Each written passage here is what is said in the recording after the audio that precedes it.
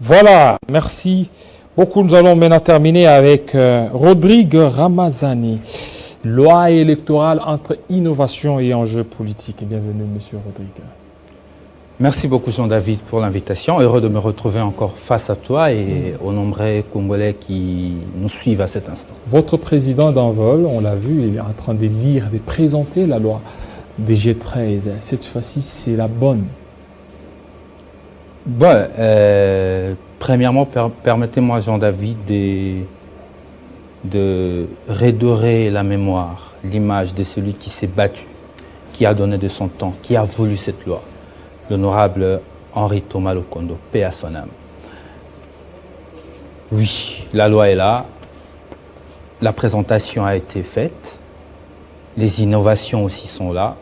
Qu'est-ce que nous voulons en fait? C'est ce que je suis venu faire ici. Que veut cette loi? Quelles sont les innovations? La population congolaise doit retenir que l'envol a commencé cette lutte de la réforme électorale, c'est depuis juillet 2019.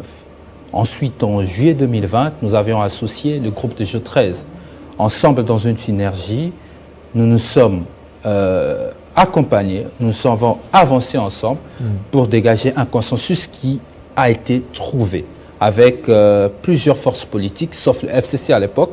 Vous vous souviendrez que le FCC, parce qu'ils avaient une majorité, ils ont refusé à son temps de travailler pour dégager un consensus.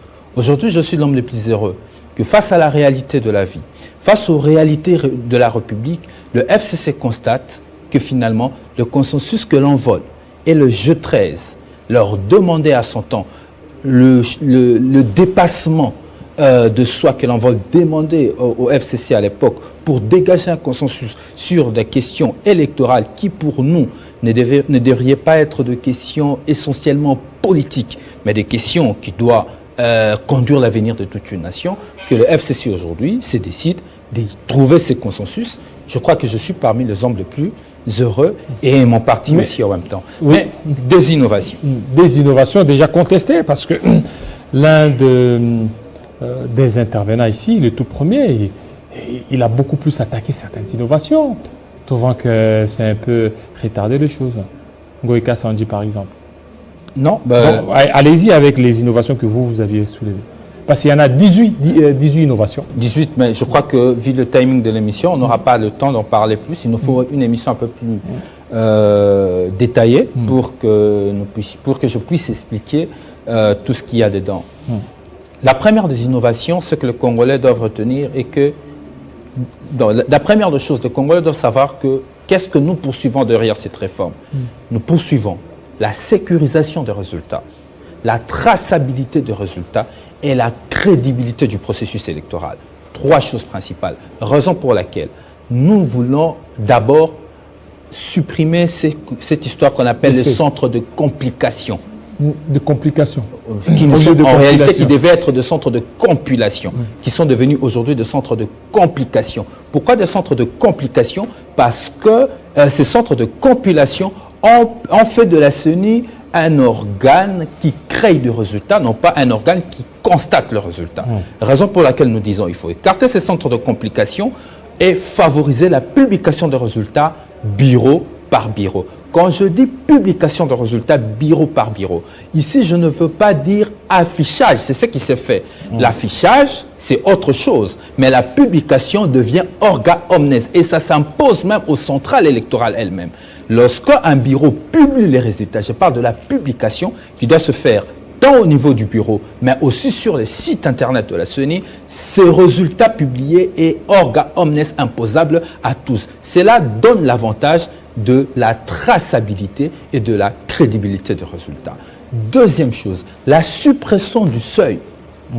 Le seuil électoral est un système très compliqué. Le seuil électoral. Oui, le seuil électoral est un système très compliqué qui, à l'origine, on nous a dit qu'il fallait mettre le seuil électoral pour supprimer les partis mallettes.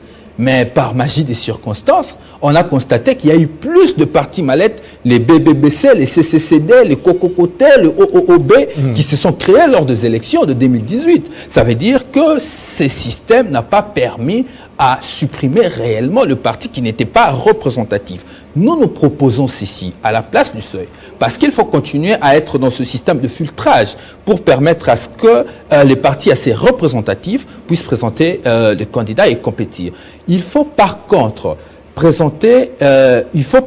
passer par le filtrage de la présentation d'une liste électorale au prorata des 60% de sièges à compétir. Dans le cas de l'Assemblée nationale, je dirais, 60%, nous sommes à peu près à 300, si je ne me trompe pas de mes calculs, 500 sièges, il faut à peu près une liste qui représente, sur le plan de l'étendue nationale, parce qu'il s'agit d'une élection au niveau national, 60% de sièges représentatifs. Donc, un parti qui n'a pas assez d'assises du point de vue national, il ne viendra pas compétir. Cette proposition a quel avantage? À l'avantage, premièrement, d'être clair en termes de contrôle, en termes de vérification. Parce qu'avec les seuils, c'était compliqué, Jean-David. Nous allons à la compétition, nous deux. Vous obtenez 40%, moi 40% de voix, moi j'obtiens 10%. Mais on dit que Jean-David ne peut pas siéger parce qu'il n'a pas la liste électorale n'a pas atteint le seuil. Mais qui va prouver? Même la CENI, jusqu'aujourd'hui, a été incapable de nous le prouver. Mais sur la question de la présentation de listes au prorata de 60%, cela permet à tout le monde et à tous les niveaux de vérifier la conditionnalité des recevabilités de listes. Donc, nous avons la solution au problème avant le contentieux électoral. Déjà, au niveau de la CENI peut écarter des listes qui ne remplissent pas ce critère. Troisième chose, la question de la suppléance électorale. J'ai écouté deux choses. La suppléance. Aujourd'hui, nous avons des assemblées, délibérantes. Des assemblées familiales. Familiales. Où vous avez le père qui a postulé comme député provincial, député national et sénateur. On se retrouve, il y a la deuxième femme, la première femme, le neveu, le fils et le nièce qui se retrouvent en train de gérer, de siéger sur les assemblées. L'un des intervenants a dit que ça fait quoi? Ça fait rien. C'est juste question de pouvoir se retrouver. Et si les autres ont fait ça, ils n'ont que certainement à se battre. Vous savez, lorsqu'on est contre la moralisation de la vie, tant du point de vue politique... Est-ce que ça, on atteint à la moralisation? C'est la moralité. Est-ce que vous savez que la population, au début de cette législature, a été choquée de constater tout ça? Qu'il y avait certains dignitaires de ce pays où leurs femmes se retrouvaient des sénateurs et leurs enfants se retrouvaient des députés provinciaux. C'est quoi le mal? Le mal est que... Le mal est le fait de choquer la société. Le mal est le fait d'encourager le clientélisme et le favoritisme. J'ai un fils.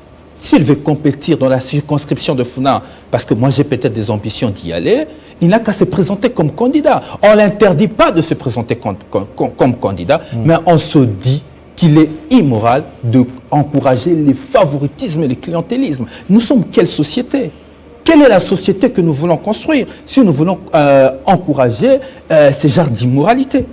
Et d'immoralité publique, s'il vous plaît. Donc pour vous, au niveau de la suppléance, il faut quoi? Il faut choisir, il faut désigner, il faut passer par... Pas de membres Écoutez, nous militons dans le parti politique. Nous militons dans le parti politique. Pas ceux avec qui vous avez la même parenté. Pas ceux avec qui vous avez la même parenté.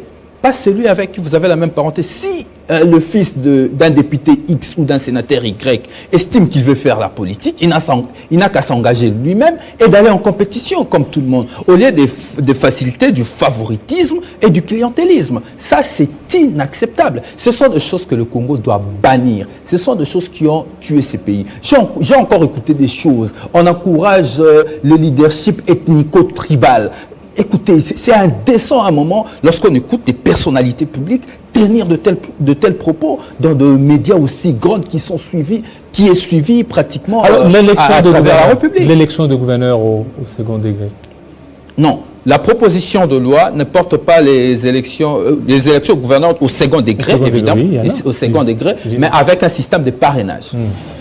Avec un système de parrainage où les députés, les gouverneurs sont parrainés sur une liste qui a les députés au sein de l'Assemblée nationale. Est-ce que vous ne voyez pas qu'avec ça, ça va encore fragiliser, ça va créer d'autres tensions? Ce système de parrainage, c'est un système d'abord qui n'est pas vraiment congolais. Et pourquoi ne pas peut-être envisager autre chose? Parce que ça, avec ça, la corruption sera encore démise. Hein? Non, ce système a quel mérite? Ce système a le mérite de permettre à ce que les groupes qui ont des représentants au sein de l'Assemblée provinciale présenter un candidat. Et on est sûr que ce candidat qui sera qui est porté par un groupe à l'Assemblée nationale, qui est représentatif, à l'Assemblée provinciale et représentative, peut donner son suffrage. Mais malheureusement, qu'est-ce qui se passe ici? Vous avez quelqu'un qui a échoué comme député national en termes de suffrage, il a échoué comme député provincial, il se retrouve par marge de circonstances gouverneur parce que, vous le savez avec moi, que les élections indirectes dans notre pays sont devenues une forme de bourse de valeur, où celui qui est le plus offrant gagne. Raison pour laquelle nous, aujourd'hui, nous demandons à la population congolaise de s'approprier la loi électorale pour que finalement nous puissions résoudre ce problème qui hante notre pays de crise de légitimité, de crise de poste et de crise post-électorale qui gangrène notre pays et qui fragilise tant les institutions du pays, mais aussi notre économie. Merci beaucoup, M. Rodrigue Ramazani, la promptitude avec laquelle vous avez répondu. Restez branchés sur Télé 50. À très bientôt.